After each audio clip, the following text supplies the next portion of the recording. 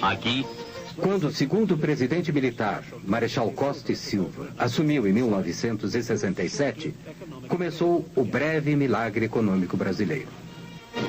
Um país que estava entrando no mundo industrializado estava, ao mesmo tempo, condenando grande parte de sua população, para ser exato 60%, a uma situação socioeconômica miserável, mesmo sendo a 8ª economia do mundo. E esta é a situação. O pensamento econômico do regime era surpreendentemente simples. Ricos, para que, graças a eles, os pobres, por sua vez, sejam menos pobres. A ditadura deu prioridade ao desenvolvimento de um moderno sistema de telecomunicações. Criou o Ministério das Telecomunicações e viabilizou a compra de televisores a crédito. Os objetivos definidos foram, como sempre, integração e segurança nacional. em 70, como exemplo, todos os brasileiros poderão ver a Copa do Mundo pela TV e, reciprocamente, outros povos verão a maior festa popular do Brasil, o Carnaval Carioca. Era televisão e futebol. Construísse estádios de futebol e essa rede de telecomunicações impressionante no Brasil inteiro. E, ao mesmo tempo, houve uma degradação muito grande em termos de educação, de saúde, tudo isso foi descuidado. No final dos anos 60, o videotape e as redes nacionais se uniram para destruir a produção local de programas. As produções ficaram centralizadas no Rio e em São Paulo. Os herdeiros da cultura jovem dos anos 60 conseguiram conquistar algum espaço na televisão. Os festivais de música tinham cobertura ao vivo, e os melhores foram organizados pela TV Record em São Paulo.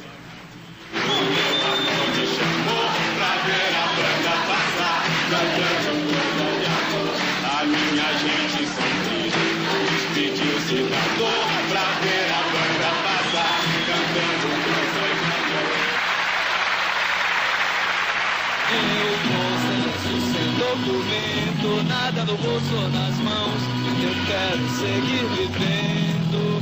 Amor, eu vou, por que não? Por que não? Por que não? Por que não? Por que não?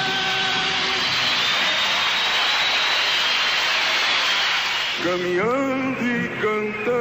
A resistência à ditadura militar chegou às ruas em 1968. 100 mil pessoas, principalmente estudantes, fizeram manifestações no Rio. Nas ruas, campos, construções, caminhando e cantando e seguindo a canção.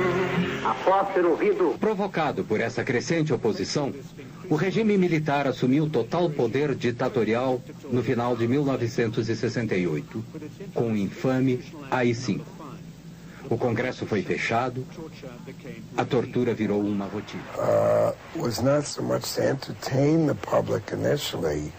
What it did more was unify the country.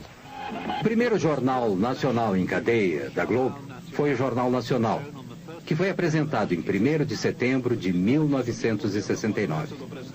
Assim nasceu a rede. Faltava algo. A verdadeira vida política do Brasil não estava lá. Não havia a voz dos sindicatos, não havia a voz das diferentes forças em conflito e o conflito normal do dia a dia. Você tinha vozes doutorais, você tinha mentes doutorais. A censura cortava não apenas trechos de programas, notícias que não eram veiculadas, mas criou uma tendência no Brasil da gente não ter a história registrada daquele período. A Excelsior havia sido a única empresa de televisão a se opor ao golpe militar de 1964, e os militares não esqueceram disso. Em 1970, o governo cancelou sua concessão. No início dos anos 70, o novo governo do general Médici lançou uma campanha maciça com o slogan Brasil, ame-o ou deixe-o.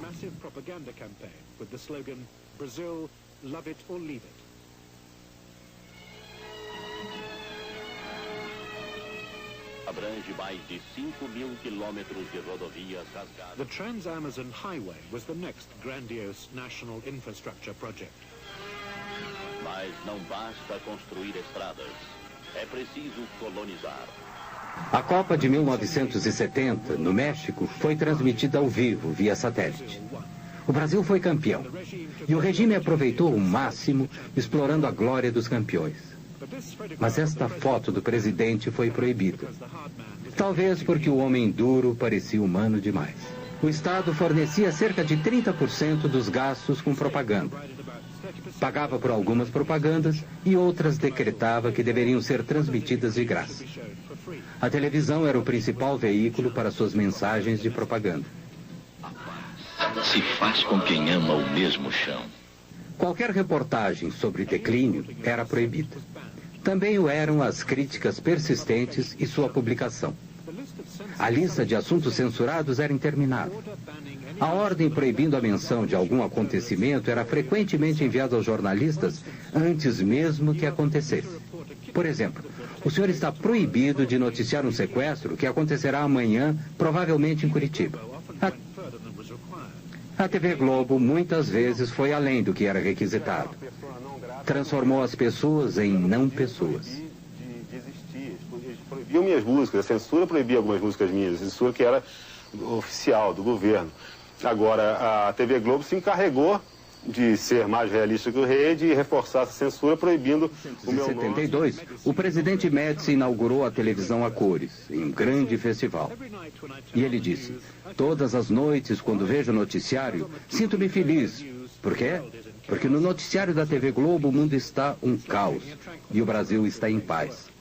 É como tomar um calmante depois de um dia de trabalho. A chegada das cores consolidou a superioridade da TV Globo. O que a própria Globo definiu como padrão Globo de qualidade foi instaurado. Os espectadores salivavam e se sentavam quando o Plim Plim anunciava o início do próximo programa global. Donner, um austríaco, passou a ser o chefe do departamento gráfico em meados dos anos 70. Suas imagens limpas e incríveis ainda hoje são o visgo que une a imagem hipnótica da Globo.